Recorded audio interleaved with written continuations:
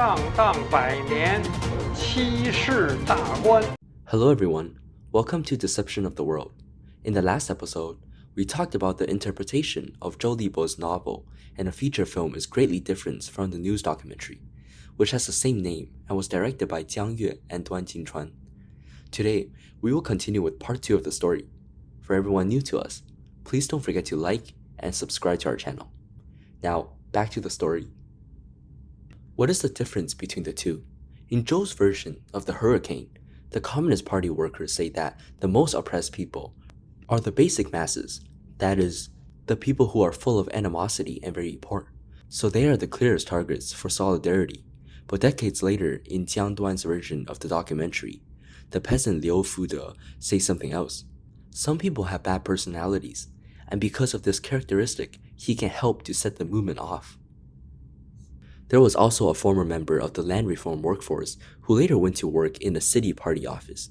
Said more bluntly, there was a lot of people who first approached the task force and actively participated in the movement, were idle, not doing their jobs, slackers. For such people, the locals call them deadbeats.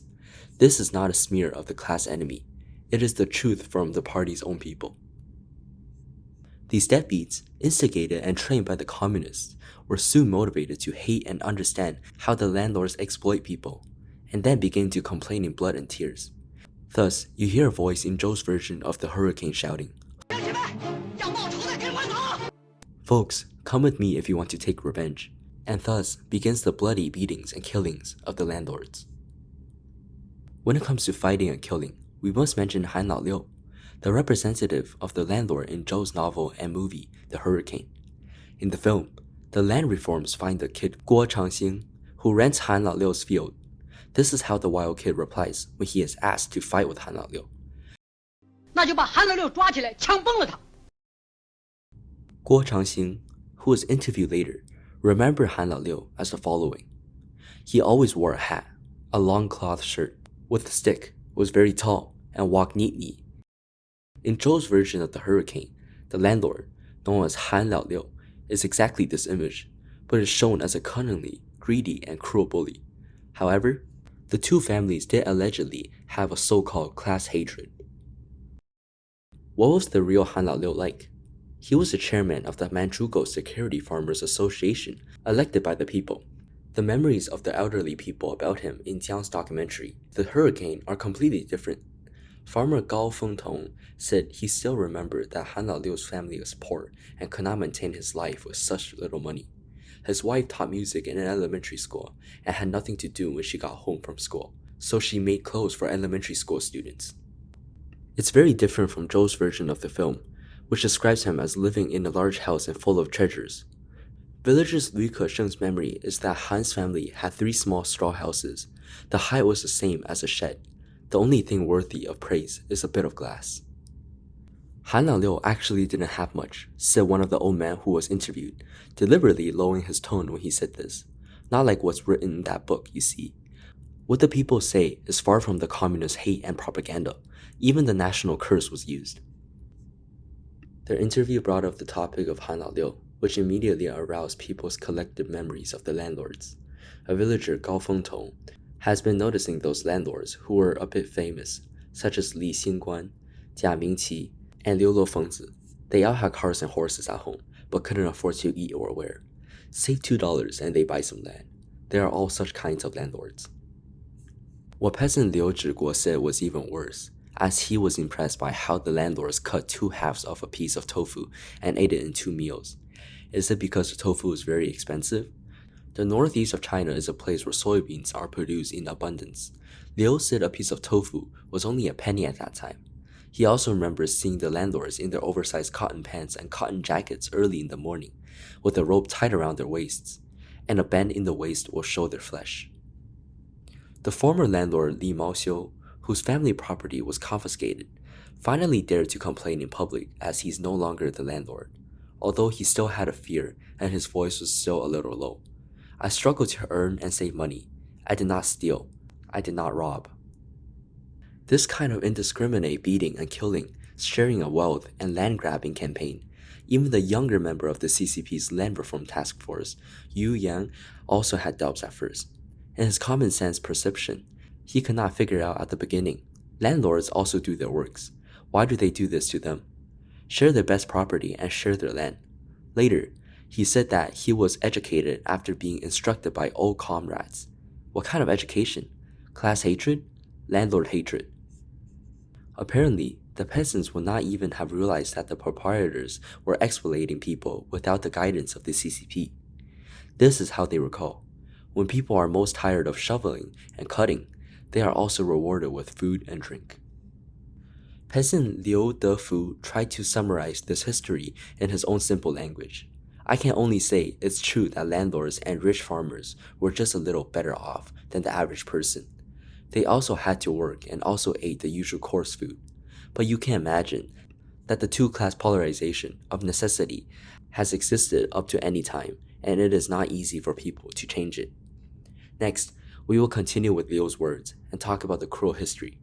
The CCP's way to change this polarization was to fight the landlords. In Liu Fude's opinion, the campaign against the landlords was really quite cruel. The young Li Maoxiu was classified as a landlord overnight, and his neighbors surrounded him. On the roof, in the courtyard, and on the street, there were people pointing at him, and some people wanted to beat him up. However, this was still the most peaceful scene of the struggle that people can almost remember. More often, according to CCP, the crowd was already in motion and fighting the landlords like a war. Sometimes, when the people all went up to fight, the member of the land reform workforce would go to maintain the struggle session. One of them had this reason: if you kill him, there will be no one to struggle, not to finish at once, but 3 times. The most frightening scene was that many landlords were taken to the east gate of the town and shot. According to the elderly people, sometimes the Yuanbao village and the neighboring village will have a competition. You shoot one, I shoot one. And finally, the 2 villages finally had to merge into one village. Even after they merged, they actually argued that in this competition, we are not so left behind. Based on the CCP's concepts of progress and how left behind they were. Not left behind means I did not kill any fewer people than you. Look, aren't you frightened when you hear this? The elderly people also recall some small stories that cannot be confirmed, which became a tragic footnote to this long history. Gao Fengtong remembers that he could hear the sound of scolding and cries for help coming from the nearby school bungalows all night long. However, Zhou Libo did not write about this in his novel The Hurricane. People do not remember much about his performance in the movement either. Some people recall that Zhou Libo, the deputy secretary, will sometimes simply state his position on someone else's proposal. So and so can struggle. Don't look at such a few words. But in those days, in his capacity as the leader of the communist movement, when he designated someone to be harmed, who could confirm it that the person was later killed in the struggle? According to the words now, that is equivalent to indirect killing. Therefore, he did not dare and did not want to leave something on him in his novel. Back to the movement. After battling with the landlords, those deadbeats and ordinary peasants were given a share of the landlord's property. Jiang Duan's version of the documentary shows that many people still remembers the joy of the people after the land was divided. According to the county records of Shangzhi County, where Yuanbao village is located, a total of more than 20,000 landless farmers were given land. It is said that the wish of many generations has come true. But that's not all. Many people went on to make the next request. With land, there must be livestock and tools. Thus, the cut and dig campaign began again. The grain, livestock, quilts, and the clothes of the landlord and rich peasants were confiscated and distributed to those who needed them. A peasant cadre remembers that they carried sticks and rods, looking for the landowners and interrogating them one by one, asking them to hand over all their land, houses, and portable properties. In those days, driving large carts and plows and going to other villages in the middle of the night to dig for portable properties was a common sight. Later, the rural areas were swept away, and they turned their attention to the city people. In that winter, farmers from all directions went to the county city and surrounded the city gates. Everyone outside of the city gates had 400 or 500 plows. Zhou's version of the hurricane depicts the scene of dividing the horses, in the huge profits campaign, a scene that was still selected for inclusion in the secondary school textbooks decades later. The members who had participated in the work said they were still moved by the scene they saw at that time, and the peasants who were given the landlord's quilt hugged and cried together because they had never seen it before in their lives, and didn't know if it was a dream or real. A statistic shows that before the land reform, Yuanbao village and neighboring villages had a total of 700 households. 73 people were shot outside the eastern gate of the town after the beginning of the land reform. What exactly were the crimes committed by those who got killed? Gao Fengtong said in an interview, "If I had known that so many people were shot, we would have lied a little, and the big crime would have been seen as a smaller crime." Sitting in a wheelchair, Liu Fude lamented to the camera, "A storm is not writing and painting. That was a hurricane, not a breeze and light rain, so it was bound to hurt people." The story is over. Over the past 100 years, the CCP's greatest success was to incite a large number of poor people to rob a small number of rich people, coaxing the poor people happy and embracing it to seize the power. It turned against the poor and robbed the poor to make themselves rich. Now it is called cutting leagues. The particular poor rural boy, Li Xiaoming, did so. Which billionaire village secretary does not become rich in this way?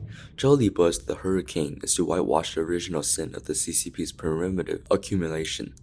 Jiang Duan's version of the same name is a portrait of the CCP's sinful history of plundering. Ladies and gentlemen, have you distinguished? Before everyone leaves your seat, please don't forget to like and subscribe to our channel. And we'll see you next time on Deception of the World.